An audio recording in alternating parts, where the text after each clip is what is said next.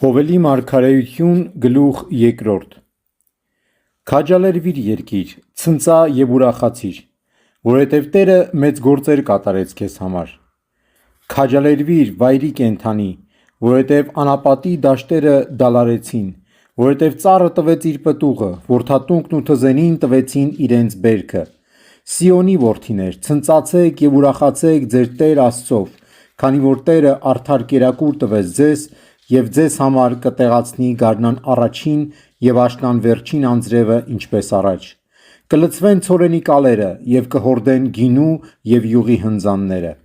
Եվ այն տարիների դիմաց, ինչ որ մորեխը, ջորյակն ու թրթուրը կեռան, կհատուցեմ ձեզ իմ մեծ զորքով, որ ուղարկեցի ձեզ վրա։ Առատորեն կուտեք, կհագենաք և կօրհնեք ձեր Տեր Աստծու անունը, և հրաշքներ գործեց ձեզ համար, և այլևս իմ ժողովուրդը չի ամաչի հավիտյան։ Եվ կլինի այնպես, որ սրանից հետո իմ հոգուց կհեղեմ ամեն մարմնի վրա, կմարգարեանան ձեր տղաներն ու աղջիկները, ձեր ծերերը երազներ կտեսնեն, և ձեր երիտասարդները տեսիլքներ կունենան, և կիմանաք, որ Իսրայելի մեջ եմ ես, որ ես եմ ձեր Տեր Աստվածը, և չկա ոչ ոք ինձնից բացի, և իմ ժողովուրդը չի ամաչի հավիտյան։ Այն օրերին իմ հոգուց կհեղեմ իմ ծառաների վրա, իմ աղախինների վրա, որոնք կմարգարեանան։ Հրաշքներ ցույց կտամ երկնքում և երկրի վրա, արյուն, հուր և ծխի մրրիկ։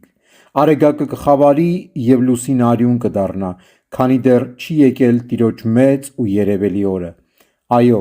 կլինի այնպես, որ ով որ կանչի Տիրոջ անունը կապրի։ Սիոն լեռան վրա և Երուսաղեմում փրկություն կլինի, Տերը կկանչի իր մոտ, ինչպես որ ասաց և ծանուցեց։